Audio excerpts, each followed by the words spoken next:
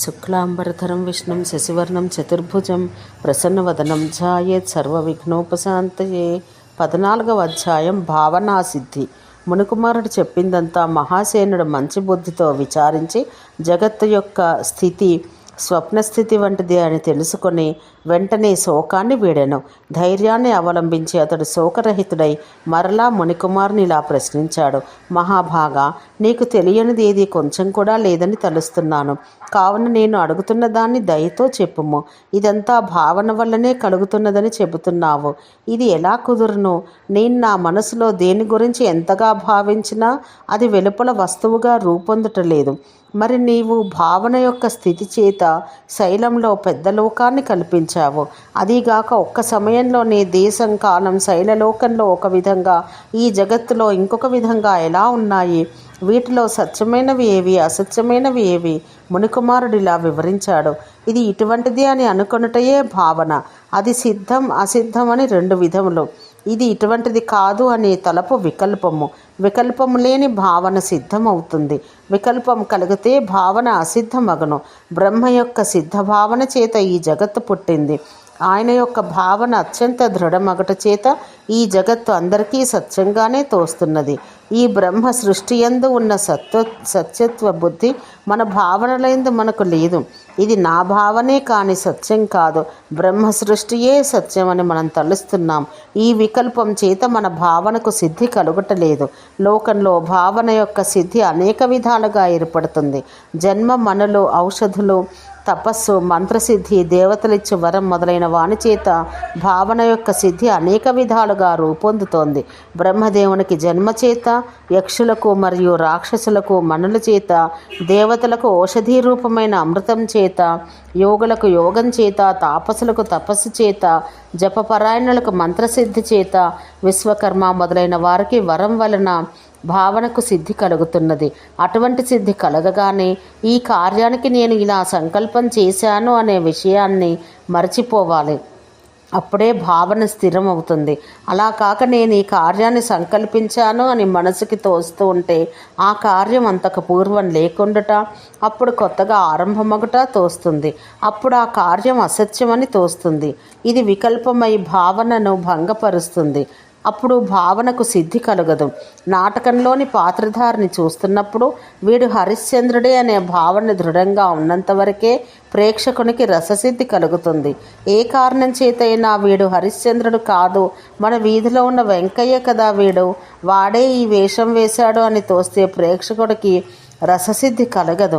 అలాగే భావన యందు కొత్త విషయంగా సంకల్పించిన తర్వాత దానికి పూర్వం ఉన్న స్థితిని విస్మరించి ఆ విషయాన్నే నిరంతరం భావించాలి. ఇలా చిరకాలం అభ్యసిస్తే పూర్వస్థితి జ్ఞప్తికి రాకుండా భావన స్థిరమవుతుంది. ఈ అభ్యాసం యొక్క ఆరంభంలో పూర్వస్థితిని విస్మరించడానికి పూనిక చేయవలసే ఉండును. కానీ అభ్యాసం కొనసాగే కొద్దీ అప్రయత్నంగానే పూర్వ విస్మృతి కలిగి భావన యందు నిమగ్నమగట సంభవించును. ఇలా అభ్యాస బలం వలన భావనను మొదలుపెట్టగానే పూర్వస్మృతి కొంచెం కూడా లేకుండా ఆ భావనను నిర్వికల్పంగా కొనసాగించగల సామర్థ్యం ఏర్పడుతుంది. అప్పుడు ఆ భావన సిద్ధమై మహాఫలం సాధించగలుగుతుంది. మరి నీకు పూర్వస్మృతులు బలంగా ఉన్నాయి. అవి మాటిమాటికి నీ భావనకు వికల్పాలను కలిగిస్తూ భంగపరుస్తున్నాయి. అందువల్ల నీ భావన సిద్ధమగటలేదు.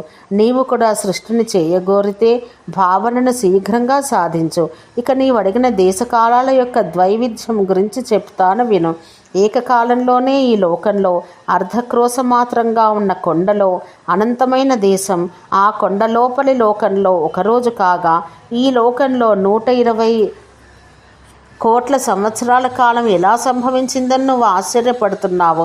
లోక వ్యవహారాన్ని నీవు చక్కగా పరిశీలించి విమర్శించలేదు. అందువల్ల నీకు అది అద్భుతంగా ఉంది. జగత్తులో ఒక్క విషయమే అనేక విధాలుగా భాషించట సహజంగా ఉంది. సూర్యుని కాంతి మనకు వెలుగునిస్తుంటే గుడ్లగూబలకు చీకటవుతోంది. నీటిలో మునిగినప్పుడు మానవులకు, పశువులకు ఆ నీరు శ్వాసకు ప్రతిబంధకమవుతోంది. ఆ నీరే చేపల యొక్క శ్వాసకు ఆటంకమగటలేదు. మనందరికీ గాలి పీల్చుకొనుటకు హాయిగా ఉండు తీర ప్రదేశంలో అవి గాలి పీల్చుకోలేవు. అగ్ని అన్నింటినీ దహిస్తుంది. కానీ అగ్ని కణాలను భక్షించును, నీటి చేత నిప్పు నశిస్తుంది, కానీ బడబాగ్ని సముద్రం మధ్యలో జ్వలిస్తున్నది. ఇలా జగత్తులో విషయాలన్నీ ద్వైరూప్యంలో ఉన్నాయి. ఇంతవరకు ఇంద్రియాలు చక్కగా పనిచేస్తూ సమానాలైన అనుభవాలను పొందుతున్న మనుషులు, పశువులు, పక్షులు మొదలైన ప్రాణుల్లో కనిపిస్తున్న ద్వైవిధ్యం మాత్రమే గమనించాం. ఇంకా ఒక్కొక్క ఇంద్రియం ఒక్కొక్క లోపంతో పనిచేసే ప్రాణుల్లో ఒక్క విషయాన్నే విరుద్ధ భావాలు వందల కొలదిగా వేల కొలదిగా ఉన్నాయి. దృష్టాంతం చెబుతాను, శ్రద్ధగా విను. మనకు కనిపిస్తున్న పదార్థాలన్నీ మన చక్షురింద్రియం వల్ల మన మనసులో రూపొందుతున్నవే. మన మనసులో ఏర్పడుతున్న రూపాల కన్నా అన్యంగా మనకేదీ వెలుపడలేదు. అందువల్ల ఆ చక్షురింద్రియాల్లో ఏ వికారం ఉండనో ఆ వికారాన్ని బట్టే పదార్థాలు కూడా మనసులో రూపొందును. పైచ ప్రకోపం కలిగిన వానికి ప్రతి వస్తువు పచ్చగా కనిపిస్తుంది. తిమిర దోషం కలవాడు ఒక్కదాన్ని రెండుగా చూచును. ఇలా విచిత్రములైన కంటి దోషములు గలవారు జగత్తును వివిధ ప్రకారాలుగా చూస్తూ ఉంటారు. తూర్పు సముద్ర మధ్యంలో కారండకం అనే ద్వీపం ఉంది. అందులోని జనులకు ఎల్లప్పుడూ ప్రతి వస్తువు ఎర్రగా కనిపిస్తుంది. అలాగే రమణక ద్వీపంలోని జనులకు ప్రతి వస్తువు తలకిందులుగా కనిపిస్తుంది. ఇతర ద్వీపాలలోనూ ఇలాగే విశేషాలు కలవు. అంతటా జనులు తమ నేత్రముల యొక్క స్వభావాన్ని అనుసరించి వస్తువులను చూస్తారు. ఎప్పుడైనా ఒకానొకరు తన ద్వీపంలోని వారికన్నా భిన్నంగా చూడడం జరిగితే వెంటనే వానికి ఔషధములతో చికిత్స చేసి మునుపటి వలె అందరితో పాటు సమానంగా చూడగలుగునట్లు చేస్తారు. కావున ఎవడు తన దృష్టి చేత ఏ పదార్థాలను ఎంతవరకు ఏ రూపములతో గ్రహిస్తున్నాడో అదే వాని దృశ్య ప్రపంచం.